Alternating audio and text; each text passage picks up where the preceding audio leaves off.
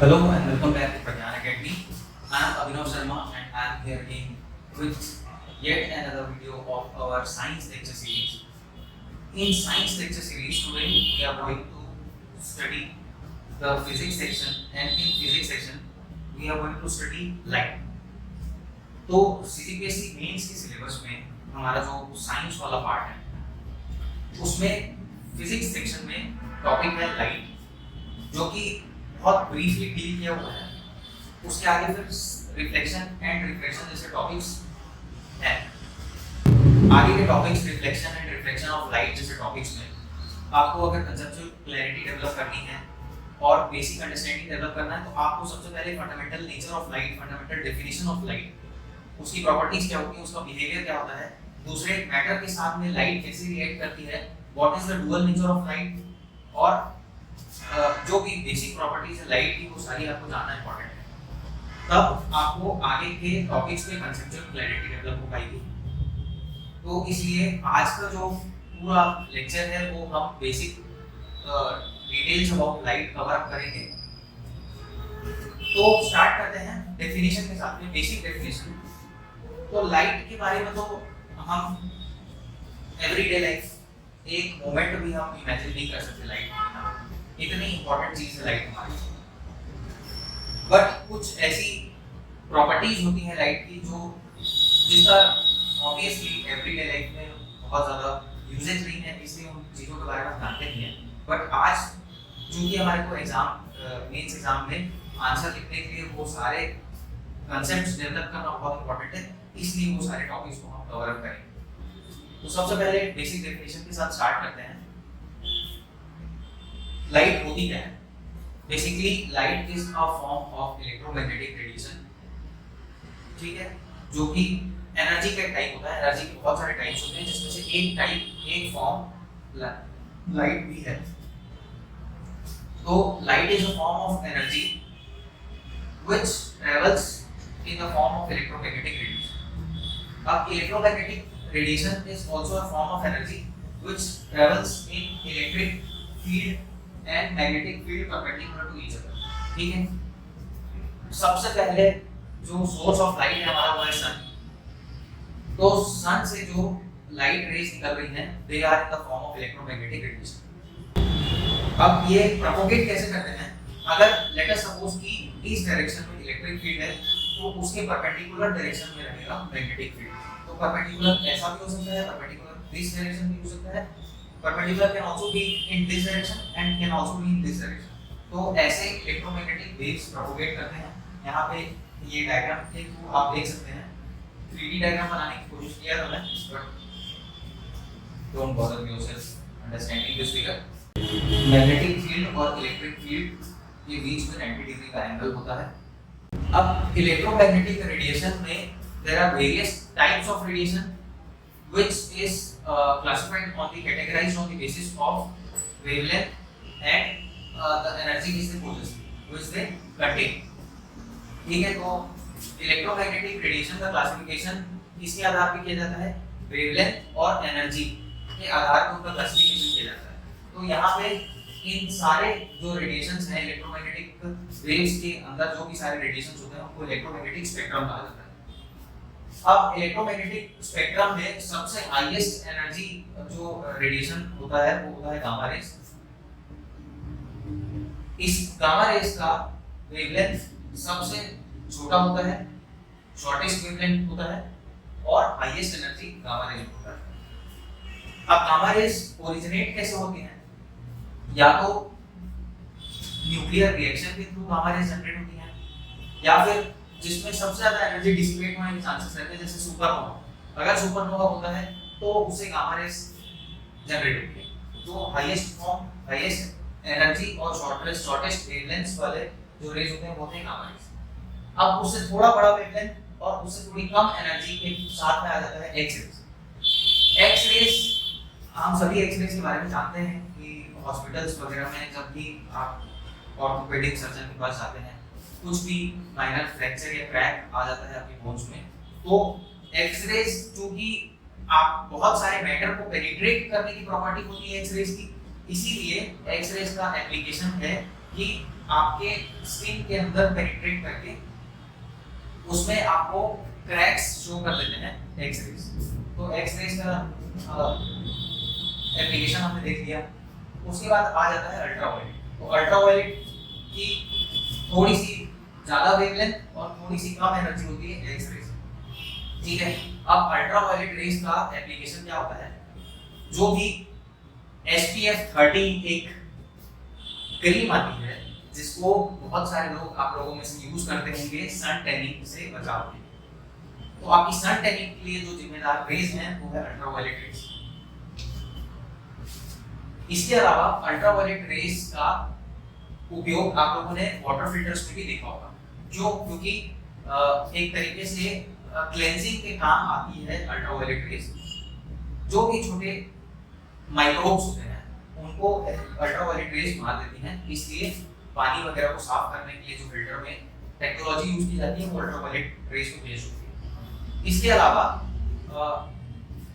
Forensic departments में ultraviolet rays का बहुत एप्लीकेशन होता है। जैसे कि एक एप्लीकेशन अगर मैं बताऊं तो आप लोगों ने बहुत सारे मूवीज सीरीज में देखा होगा कि फिंगरप्रिंट डिटेक्शन के लिए अल्ट्रावायलेट रेज का यूज किया जाता है, ठीक है। तो ये कुछ एप्लीकेशन हो गए अल्ट्रावायलेट रेज। इसके बाद छोटा सा हिस्सा आता है विजिबल रेज का। विजिबल रेज का ये छोटा सा हिस्सा जो पूरे इलेक्ट्रोमैग्नेटिक स्पेक्ट्रम का एक बहुत छोटा सा हिस्सा है, उसी को विजिबल लाइट कहा जाता है, जो हम अपनी आंखों से देख सकते हैं।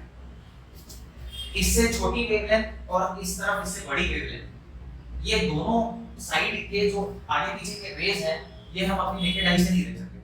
अब इसमें भी आपके 7 कलर्स होते हैं, इसका भी अपना एक स्पेक्ट्रम होता है। ये स्टार्ट होता है 400 नैनोमीटर वेवलेंथ से और ये एंड हो जाता है 700 नैनोमीटर वेवलेंथ। इतना ही हमारा आंख का देखने का रेंज होता है, कहां से कहां तक, 400 नैनोमीटर से लेके 700 नैनोमीटर वेवलेंथ तक। सबसे शॉर्टेस्ट वेवलेंथ जो विजिबल लाइट होती है हमारी, उसमें आप लोगों ने रेनबो वगैरह में देखा होगा कि उसमें 7 कलर्स होते हैं सतरंगी, जिसमें आता है violet, indigo, blue, green, yellow, orange and red. इसमें सबसे शॉर्टेस्ट वेवलेंथ होता है वायलेट और सबसे ज्यादा वेवलेंथ होता है रेड का। अब इसका भी एप्लीकेशन अगर मैं आपको बताऊं तो सिग्नल्स वगैरह ज्यादातर हमेशा रेड कलर में ही आप लोग को देखने मिलेगा, क्योंकि रेड लाइट का वेवलेंथ सबसे ज्यादा होता है। तो जिस भी लाइट का वेवलेंथ सबसे ज्यादा होता है वो सबसे ज्यादा दूर तक ट्रैवल कर सकती है। अब इसका एप्लीकेशन आपको रेडियो वेव्स में भी देखने मिलेगा।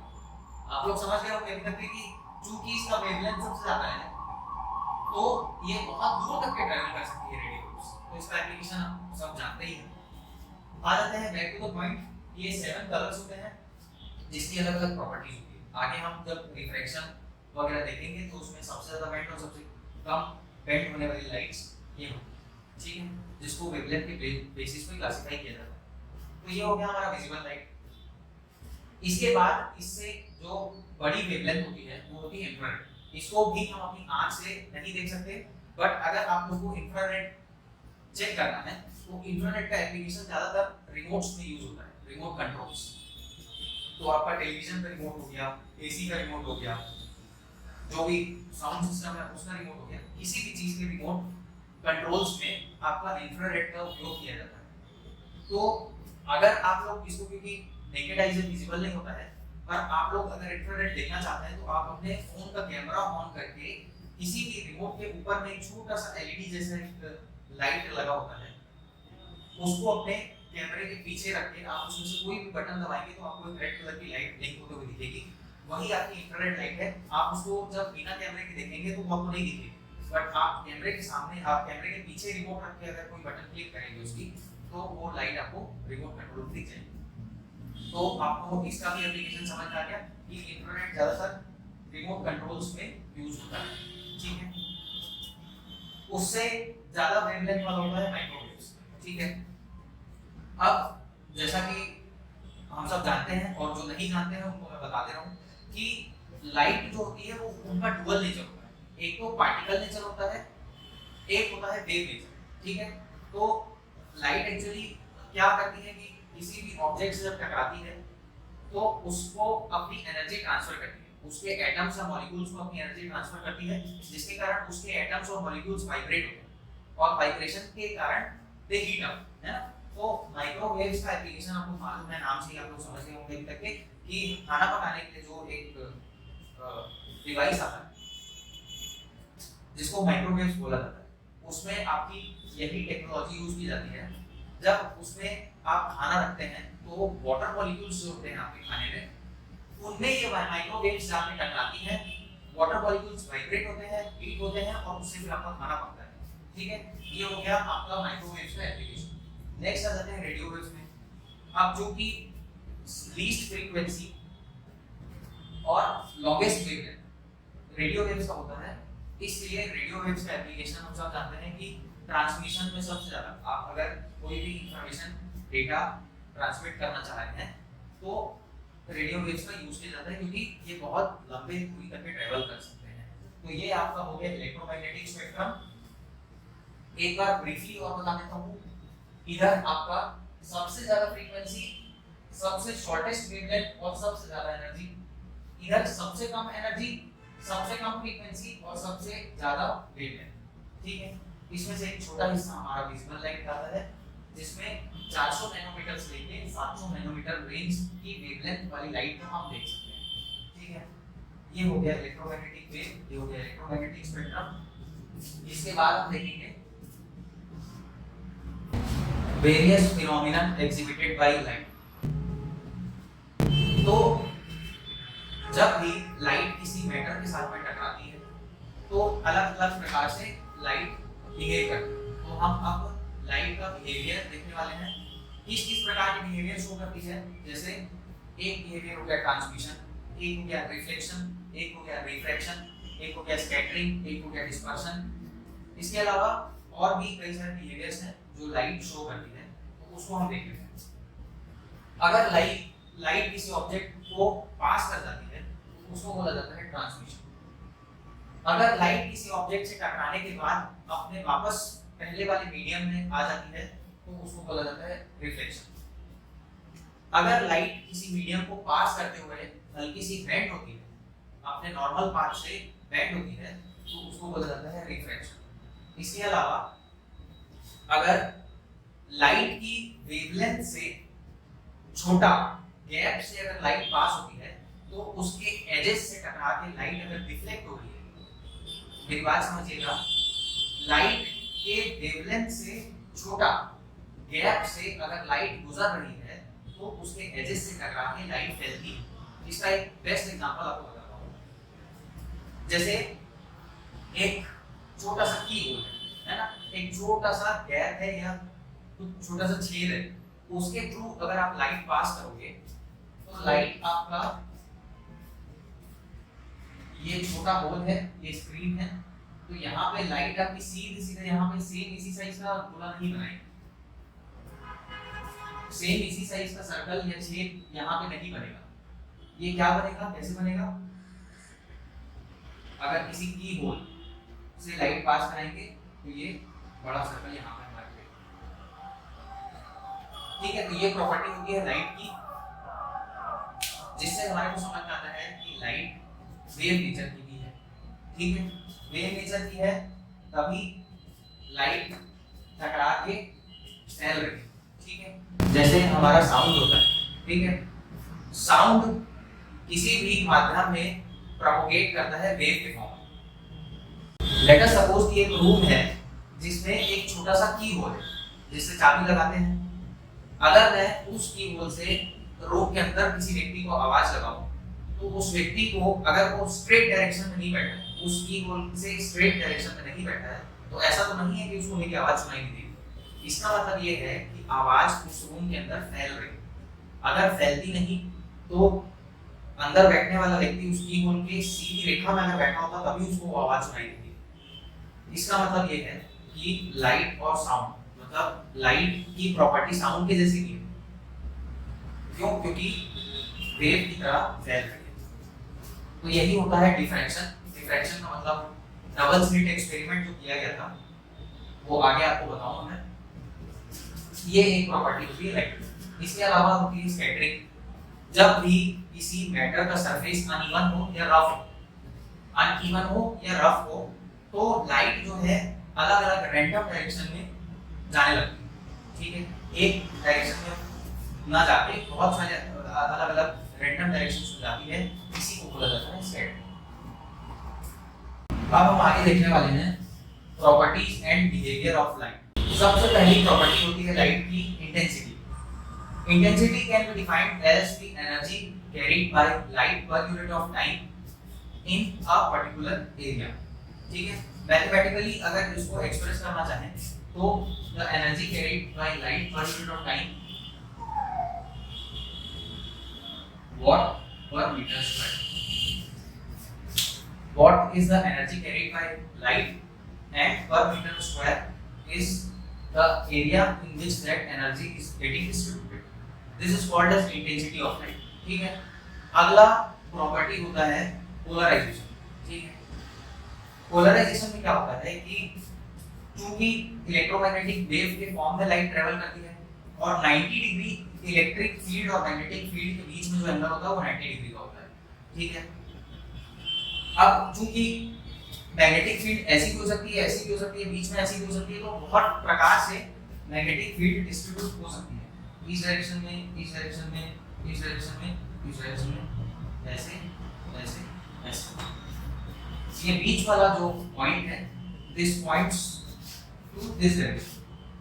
अगर ऐसा इलेक्ट्रिक फील्ड चल रही है तो मैग्नेटिक फील्ड किसी भी एंगल में हो सकती है, सॉरी किसी भी डायरेक्शन में होती है, एंगल 90 डिग्री में होगा। Now what happens is in polarisation, आप सारे डायरेक्शंस को एलिमिनेट करते हो और सिर्फ एक ही डायरेक्शन वाली वेव्स अगर पास हो पाती हैं तो उसको बोला जाता है पोलराइजेशन। आगे डिटेल में पढ़ेंगे। नेक्स्ट पैरामीटर होता है, नेक्स्ट प्रॉपर्टी होती है लाइट की frequency. Frequency can be defined as cycles per second, cycles of wave per second. जैसे साइकिल को कैसे काउंट किया जाता है, एक क्रेस्ट एंड एक ट्रफ को एक साइकिल हो जाता है, यहां से यहां तक एक cycle complete. This is called as one cycle. एक क्रेस्ट और एक ट्रफ, ये पूरा एक साइकिल कहलाता है। एक सेकंड में जितने साइकिल्स कंप्लीट होते हैं उसको फ्रीक्वेंसी बोला जाता है। प्रिसाइजली उसको पर यूनिट ऑफ टाइम भी बोल सकते हैं। किसी भी पर यूनिट टाइम में जितने साइकिल्स कंप्लीट हो रहे हैं उसको फ्रीक्वेंसी बोला जाता है। ठीक है, अगर लेट अस से कि किसी वेव के एक सेकंड में 10 साइकिल्स कंप्लीट हो रहे हैं तो उस वेव की फ्रीक्वेंसी हो जाएगी 10 हर्ट्ज। कोई ऐसी वेव है जिसके 50 साइकिल्स एक सेकंड में कंप्लीट हो रहे हैं तो उसको 50 हर्ट्ज बोला जाता है। ठीक है, ये हो गया फ्रीक्वेंसी। अब वेवलेंथ क्या होता है, फ्रीक्वेंसी को हर्ट्ज में मेजर करते हैं, वॉट पर मीटर स्क्वायर इंटेंसिटी का यूनिट होता है। इसके बाद आ जाते हैं वेवलेंथ। एक साइकिल का जो डिस्टेंस होता है, यहाँ पे एक साइकिल का डिस्टेंस कितना है, this is the distance of one cycle. ठीक है, तो because we are measuring distance in wavelength, wave का लेंथ इज वेवलेंथ, तो एक वेव का लेंथ जो होता है, क्योंकि लेंथ मेजर कर रहे हैं तो it is a unit of distance, तो इसको हम मीटर में, नैनोमीटर में या फिर एंगस्ट्रॉम्स में कैलकुलेट कर सकते हैं। ठीक है, ये हो गया एम्पलीट्यूड। जो भी वेव का हाईएस्ट पॉइंट होता है, जैसे यहाँ से लेके यहाँ तक का हाईएस्ट पॉइंट हो गया, इसी को वेव का एम्पलीट्यूड कहा जाता है। ठीक है, I hope properties of light is clear.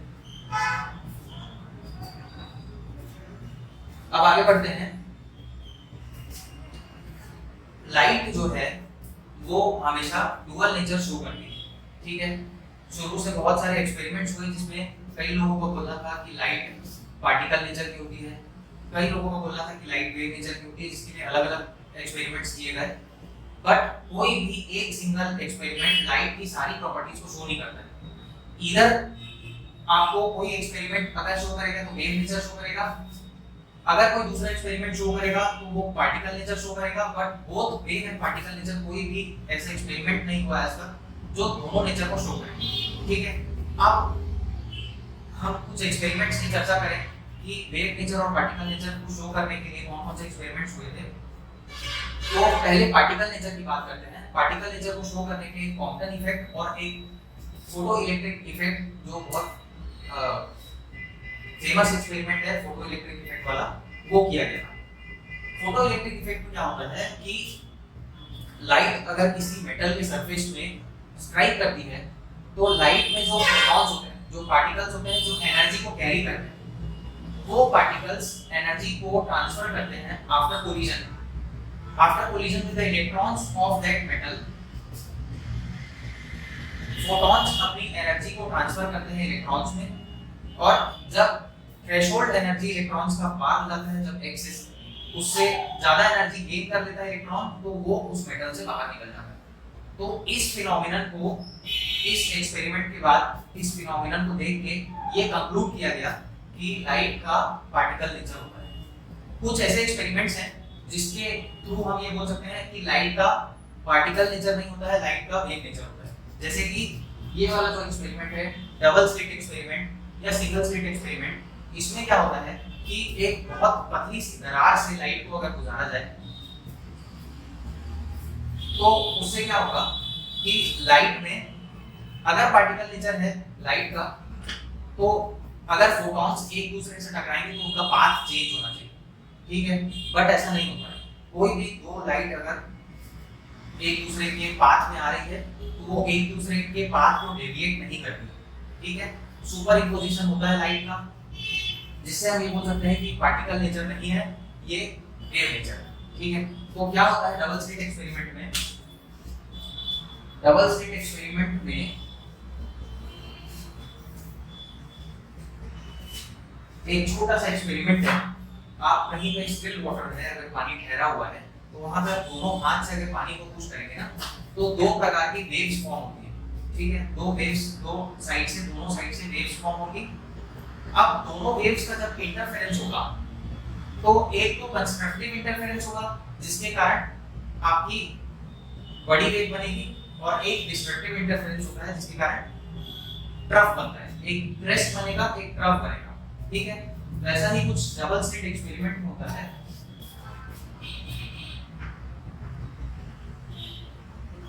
ये है आपका स्क्रीन, ये दो छोटे छोटे बारीक होल्स हैं जहां से लाइट को पास करवाया जा रहा है। एक कंडीशन होती है कि इन होल्स का साइज लाइट के वेवलेंथ से छोटा होना चाहिए, तभी डिफ्रैक्ट होगी लाइट, ठीक है।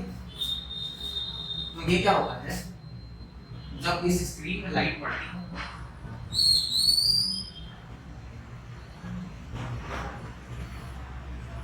तो यहां पे आपको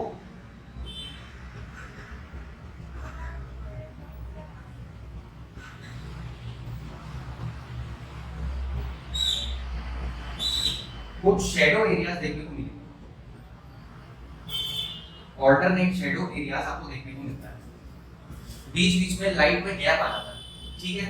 क्यों? क्योंकि दोनों लाइट एक दूसरे को सुपर इंपोज कर रही है, जिसके कारण इंटरफेरेंस हो रहा है लाइट का, और इंटरफेरेंस के कारण यहाँ पे ये वाले जो पोर्शंस हैं जहाँ पे लाइट आपको दिख रही है, ये है कंस्ट्रक्टिव इंटरफेरेंस।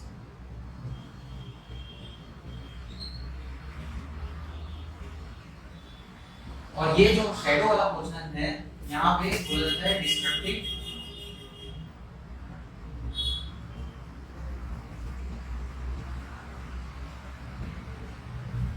इंटरफेरेंस।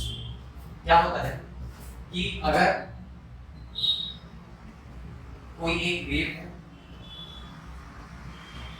इसके साथ में सेम फेज में दूसरी वेव भी आ जाए, सेम फेज का मतलब होता है ये, तो ये क्या होगा, क्योंकि दोनों वेव्स का फेज सेम है तो तीसरी वेव जो बनेगी वो ऐसी बन सकती है। ये होता है कंस्ट्रक्टिव इंटरफेरेंस, ठीक है। लेकिन अगर डिस्ट्रक्टिव इंटरफेरेंस में क्या होगा कि अगर ऐसी कोई वेव है और उसके अपोजिट डायरेक्शन में दूसरी वेव चलने लगे तो ये फर्स्ट वेव क्या होगी, इसको दूसरे तरफ से ये ऐसी है, ये रिजल्टेंट।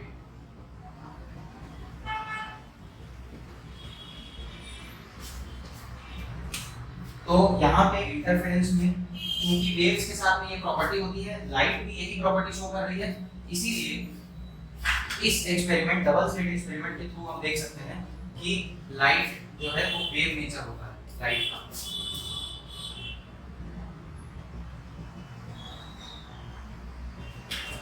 एक पोलराइजेशन वाला भी एग्जांपल दिया जाता है कि अगर पार्टिकल नेचर होता लाइट का तो मैग्नेटिक फील्ड सब डायरेक्शन में पास हो जाते, बट क्योंकि बाकी सारे डायरेक्शन वाले मैग्नेटिक फील्ड एलिमिनेट हो जाते हैं, इसीलिए इस पोलराइजेशन वाले एक्सपेरिमेंट के थ्रू भी हम ये बोल सकते हैं पोलराइजेशन वाली प्रॉपर्टी जो लाइट शो करती है उसके लिए भी हम बोल सकते हैं कि लाइट का वेव नेचर होता है। तो वेव नेचर को जस्टिफाई करने के लिए कौन कौन से एक्सपेरिमेंट्स हुए? डबल स्लिट एक्सपेरिमेंट जो कि इंटरफेरेंस के थ्रू वेव नेचर बताया गया, एक होता है डिफ्रैक्शन जिसमें लाइट एजेस से टकरा के फैल जाती है, और तीसरा हो गया पोलराइजेशन ऑफ लाइट। ये तीन ऐसे प्रॉपर्टीज हैं जिनके कारण हम ये कंक्लूड कर पाते हैं कि लाइट का वेव नेचर होता है। पार्टिकल नेचर के फोटो इलेक्ट्रिक इफेक्ट और क्वांटम इफेक्ट होता है।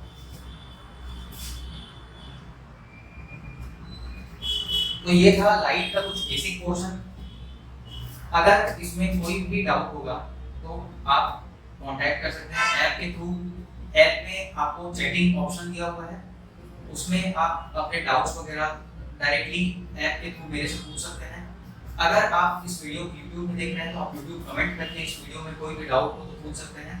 हमारे नए बैचेस 17 जुलाई से स्टार्ट हो रहे हैं और उसके बाद next CGPSC prelims plus mains integrated batch जो है वो 1 अगस्त से चालू होगा, तो जिसमें आपको प्रीलिम्स प्लस मेंस का कंप्लीट कोर्स आपको कराया जाएगा।